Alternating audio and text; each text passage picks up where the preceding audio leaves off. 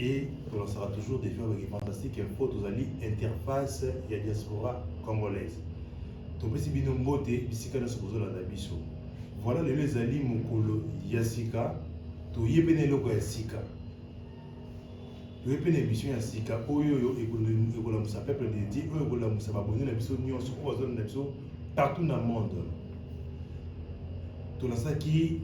défi à kolobaki non diaspora valoriser mboka na yo diaspora tala pe mboka na yo. Voilà, c'est une réponse à bandeko na biso to yambi lelo awawa maman na biso to yambi na plateau ya fantastique oyo to kopesa mbote maman mbote na aidé na ngala simba la micro mbote papa. OK. Voilà, donc vous allez en direct qu'il y a fantastique info on se présenter pour na bato bazolanda yo. Kombo na mama Julie Konde nauti na mboka Suède na Stockholm nazali présidente ya association Suède Bolingo oyo evandi na mboka na Stockholm. Voilà, balandi ya fantastique info tozali na esengo ya koyamba mama Julie Konde oyo azali moko ndenge alobi azali présidente ya association Suède Bolingo. Voilà maman, mpona nini Suède Bolingo? Mpona nini Suède Bolingo ezali kombo oyo eyelaki biso po toyeba kobenga ngo Suède Bolingo parce que biso nanu toza asi na kati na Suède mpe na Stockholm. Tobenga ngo mpe Bolingo parce que à partir ya Suède nde toyebi na bandeko mosusu oyo bavandi en tout cas ata bato ya libanda basungai biso mais eza surtout bandeko bavandi na kati na Suède lisungi na bango yango tomona eke tobenga ngo Suède Bolingo. Soki totali na kati ya drapeau na biso tomona tozwi Congo tokotia na kati ya Suède donc yango na tobengi ngo Suède Bolingo. Suède Bolingo. Voilà bandeko les ali découverte ya siki ya koyeba association Suède Bolingo. Suède Bolingo sali déjà mbula boni banda bozo travail. Nakoki koloba te ke toumeli toza vraiment babebe na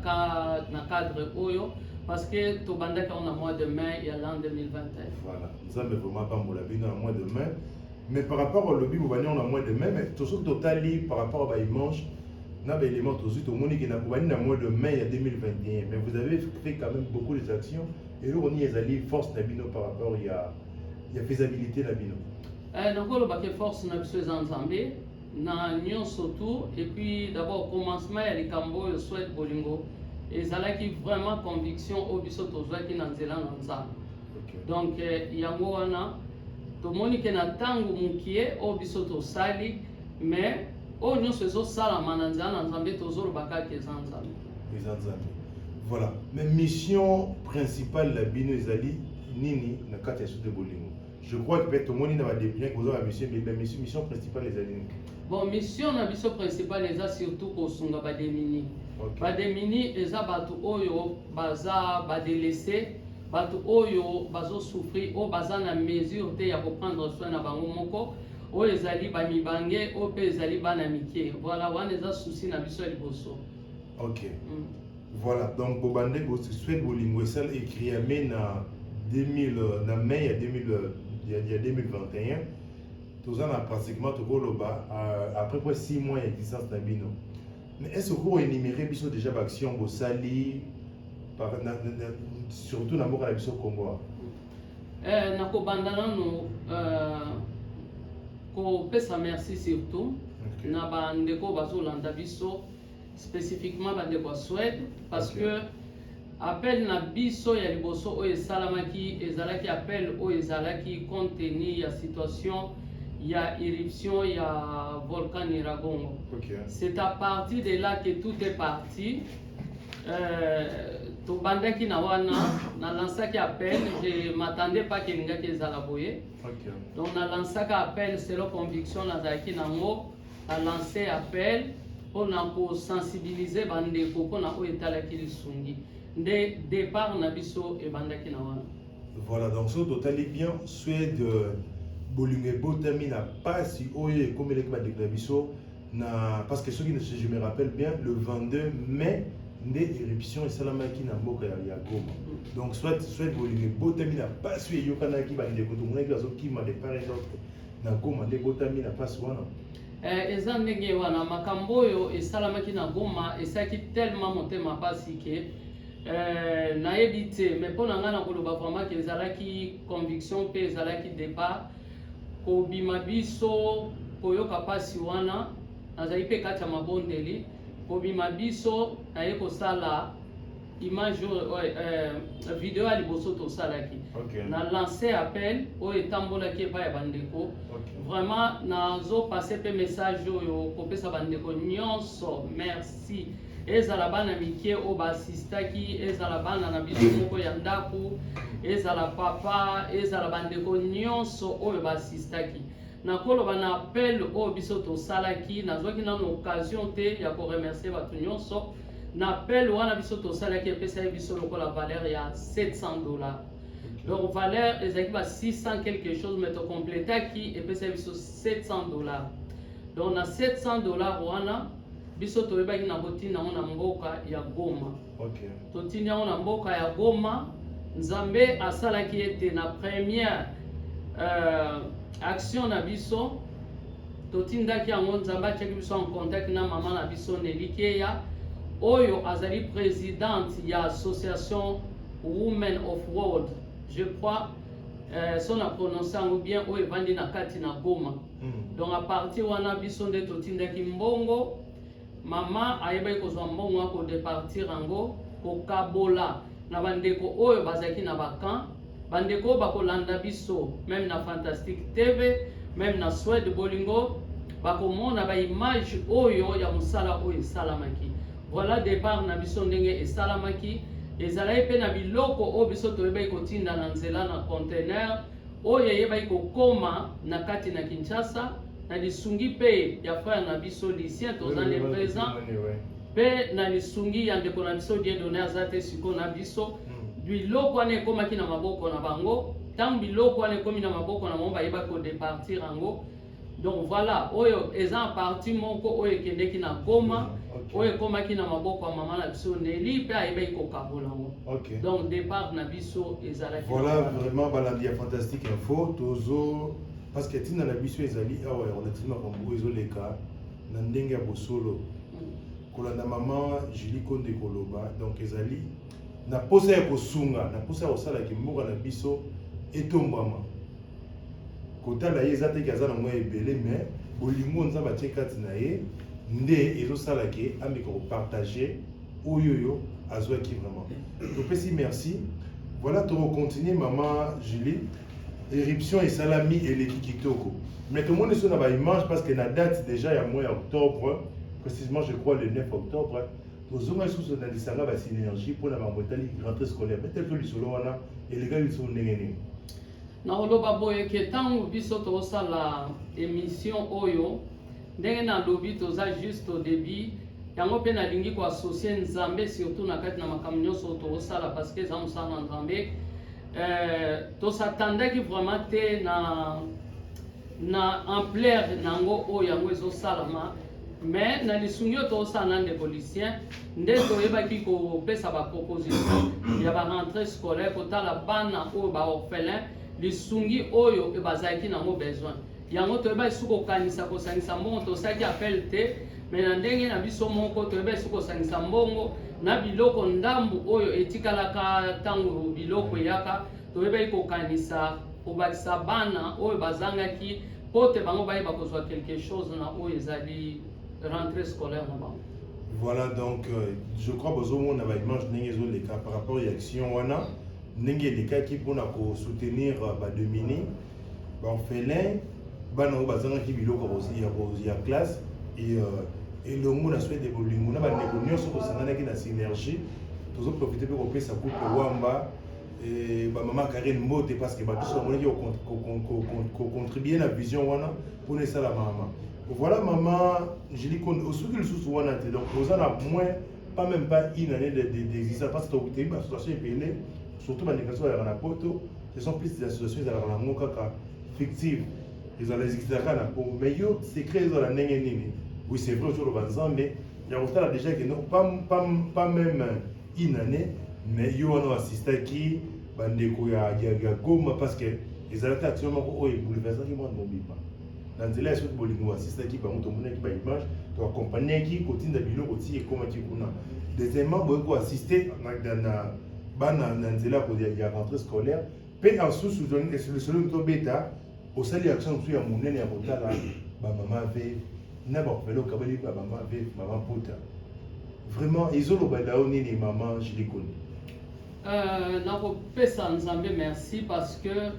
tokokai biso te koya na kati na Swede ntango na kati na Kinshasa ntango toyebi ke toza na mission déjà oyo biso tobandi toye tokangi bavalise na biso epuis tosali kaka bamakambo mosusu epuis tosali oyo te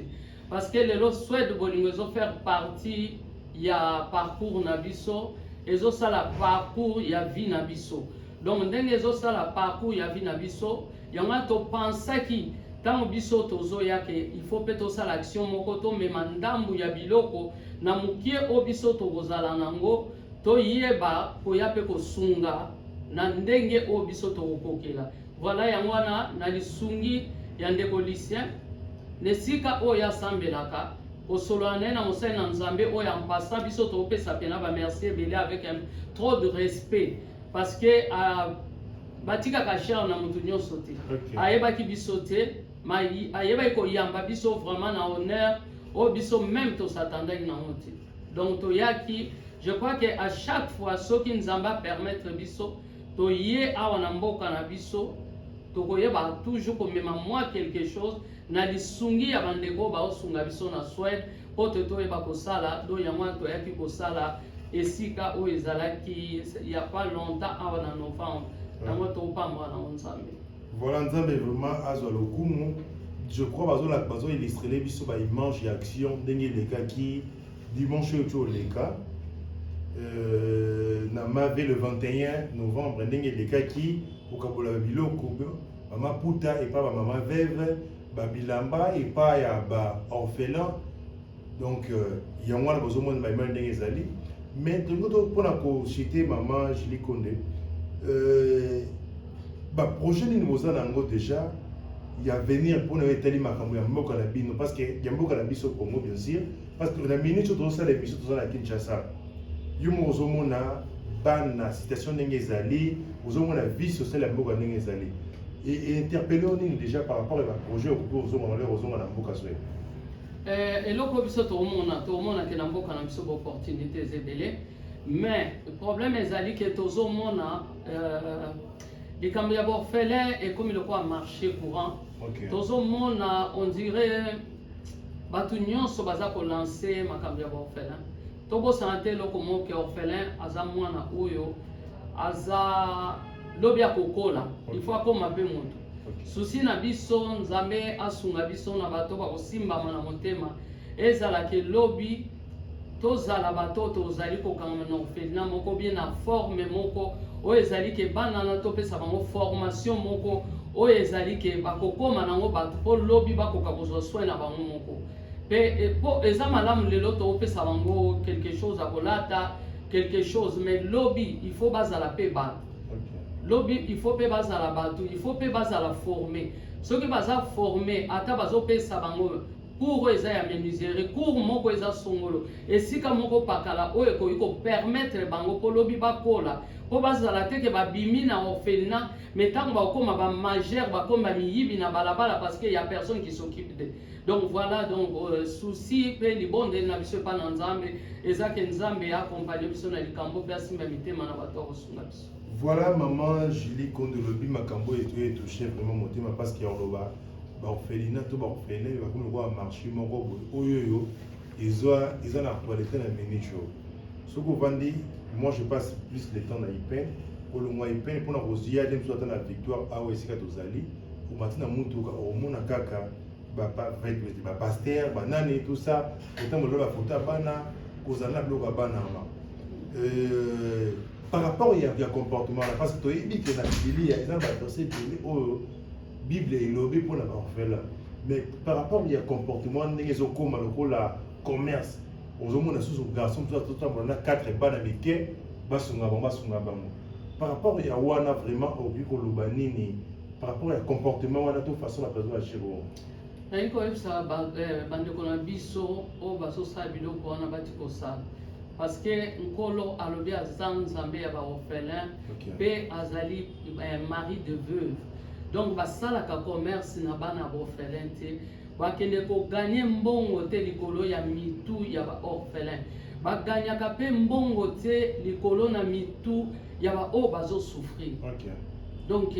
biso toza kopesa toza lokola tozo koagrandir me na biso, tozali koprolonger me na biso liboso na bango, me tokoki koyiba te biloko eza biloko ya oyo ekoki kolakamela yo mabe, eza biloko oyo ekomemela yo baproblème mosusu na vie. Soki moto oza nango te, senga lokola moto oyo aza na posa lisungi, me kolia te likolo na baorphelin, koyiba te likolo ya baveuve, koyiba te likolo na mutu moko boye oyo azolela na pasi yo utilize ye parce que retour nango ekozonga te epana. Voilà, maman Julie Konde aza kosolola vraiment parce que tomoni comportement ndenge ekomi na banzela omati na motuka frère pesa baorphelin pesa comme lokola dérangement tokokende ba supermarché omoni bagene batamba batelemi na bilamba bazaka mpona kosekela baorphelin toyebi mpe te soki mbongo wana po bazwaka mpona baorphelin ekomaka toyebi te, donc yango tomeka kointerpele bato vraiment bameka kofongola miso mpona makambo wana mase croire bango tozosala mpona kosunga me ezala eloko moko ezali na nzela. Voilà, maman tongaki totuna lisusu motuna oyo ezozongela biso message nini vraiment okoki kolancer na bato nyonso oyo particulièrement na Suède oyo bayebi yo mosali na nzambe oyo bayebi yo ozali motu oyo mipesi na mbingi tio mpona kosunga bato, message nini okolancer mpona bango mpe en général na bato nyonso oyo bazolanda yo na Fantastique Info? Message na koloba eza boye na biso bandeko ya Kinshasa mpe bandeko ya Poto balokwa touti Suède. Topesi bino merci ebele oyo boyebai ko-croire na message oyo mpe bobimisai bambongo na bino. Nazwaki nano occasion te ya kosala émission mpona koremercie bino, mais lokola tozwaki projet ya koya na Kinshasa nayebaki occasion ekopesamela biso par rapport ya bemission ekosalama mpo nayeba koremercie motu nyonso oyo nyonso tu andimaki liloba abimisaki même 50 centimes na ye 1 centime na ye mpona kosoutenir mosala oyo. Nakoloba ya liboso nzambe azongisela bino place ebimaki, nakoloba nzambe asimba mitema na bino, nakoloba nzambe atouche bino to continuer mosala oyo ensemble. Tokosunga kaka na mboka Congo te, mais tokosunga mpe na kati na Suède parce que Suède mpe eza na bademini ata baza bamindele ata baza banani, toyebi réalité ya mboka wana ekopermettre biso lokola bamama toyeba kosala quand même mosala oyo ezali keno ekopesa toujours lokumu na nzambe na biso parce que eza recommandation na ye. Donc nazo koyebisa message pa bandeko na biso bakolanda biso ke toza na mbongo te, toza na mbongo te, toza juste na idée, toza juste na bosengi, même 1 franc ezokonte mpo na biso, tosimbana tosunga liboso. Donc tosunga eza tozotya brique moko bien sable moko na baoyo bazangi tina bamboka tovandi tina kati na mboka Kinshasa.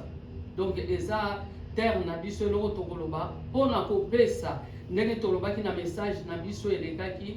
eza te mpo oza nango ebele, eza motema ya kopesa. Mingi baza nango ebele me basungaka te, mingi mpe baza nango ebele so akomi nango ebele abosanile mosusu esika ya wuta, abosanile mosusu bato bazosufrir ata ye moko aza kosufrir. Donc message okanga na koloba to wana posa lisungi na bino, tozopesa bino merci mingi, toza na posa ya soutien na bino, toza na posa bosoutenir biso. Voilà message. Voilà donc balandi ya Fantastique Info bandeko na biso sur la émission internet. Message ezali yango wana mama Julie ameki kopesa biso tomeka kotala mpe koto oyo bomeka kocontacte mama Julie oyo olukaka lem so aider baorphelin oyo olukaka aider baveuve bozoyeba ndenge nini osala te. Voilà une voix oyo une grande voix ekoservi na petite voix na yo wana. Contacte ye tokokoma numéro na ye wana omeki kocontacte mpona omeka kosala soki olinga osungi olingi osunga baorphelin olingi osunga baveuve oza libanda ya mboka ocontacte mama Julie bomeka kopesa oyo ozali na yango ma Maman, je dis pour la tombe, mais quand la personne va chuter, Daniel, tout ça, dans un moment, tout ça, dans 2 jours. Moi, les symboles, moi, il y a ma fête. Et ça, la banne, oh, il y a des gens qui et ça, la banne, oh, il y a des gens qui ont parce que ça va faire. On a d'une part. Et ça, sur la banne, d'autre part, ça, la papa abandonné. À maman, est-ce qu'il y a évité? Parce que la message nini aujourd'hui pour lancer et pas ya bana wana ce qui bazui peut-être occasion à autant la image pe projet nini souhaite bolingo ezali na yango pour na période ya ba festivité autour zanango message na lancer pas bande ko ezaka na ndeto lansaka appel à liboso na tango citation ko yaki biso toyebi ke période ezaka ba période ya bafete oyo ezali ke motu nyonso na ndako na ye na bana na ye na nyonso tosaka mwa programme moko boye po te bana na biso bayeba kosepela bandeko oyo balingi soutien na beposa na biso ezali ke quelque chose oyo biso tokozwa biso na fin décembre tokozala awa te mais toza na ndeko lucien aza awa ndeko akoluka kosoutenir biso asoutenir de façon ke oyo ya kopesa biso tokoyeba kotinda pa frère na biso lucien po ayeba kokabola na bana oyo bazangi po bazwa eloko ya kolia bazwa eloko ya kolata en même temps mpe nakoki koloba nayebi ke souvent tosalaka yango ntango toza na mois de décembre mpe tokosala te mois de janvier ezali mois de février ezali mois de mars année mobimba bana oyo baza na besoin ya lisungi eza na bandeko oyo bazosala na kati ya baorphelina oyo bazosoutenir bana wana baza na besoin sukali baza na besoin bakushe bapampers baza na besoin ya biloko ebele oyo ezosenga biso lisungi même mpo na biso tobengaka 50 couronne mbongo na biso eza peu près lokola valeur ya 5 dollars donc soki même par mois tokozwa ndeko ya kosoutenir biso même na 50 couronne oyo ekosala plus oyo ekopermettre biso ke lem sous chaque mois totindaka mpo emeka kosunga lem sous chaque deuxième mois totindaka mpo emeka kosunga tokopambolaka nzambe. Voilà donc message ekomi na mokili bayoki ya ngoma nga mpe nameki koprofite mpona kopesa vraiment mbote na bandeko nyonso bazolanda biso na Fantastique Info bato oyo nyonso bazala mpe na goût ya kosunga peut-être moyen monanaka te tosengi ma nzambe apesa bino bamoyen afin ke mosala na nzambe ekoma vraiment na suka bandeko oyo mpe bazosala baaction d'une part mpona koyede toujours wana topesi bino vraiment mbote mama Micheline motuna moko eye awa eye kaka sikoyo je crois bameki kosouffle ngai ma comment est-ce que vous allez faire pour répertorier bana tout ça? Est-ce que vous avez uniquement pour parce que action et liboso bosali tosali na Goma yami balé tosali na Kinshasa précisément na Masina 2 fois et yami ça tout en fait on va envisager action tout ça l'amour ou yeli kana commune. Lobby selon mabongisi na biso lobby eza lundi le 28 novembre lobby toko visiter orphelinat moko eza na Selembao donc toko visiter ba orphelinat oyo eza na Selembao lobby mpona okende kopesa quelque chose oyo biso tokomona nango lobby donc voilà pour le moment biso moko nano tobati orphelinat te mais tokolinga badirective na nzambe apermettre biso tosuka na nzela vision ezali ngonga tokomi na biso na suka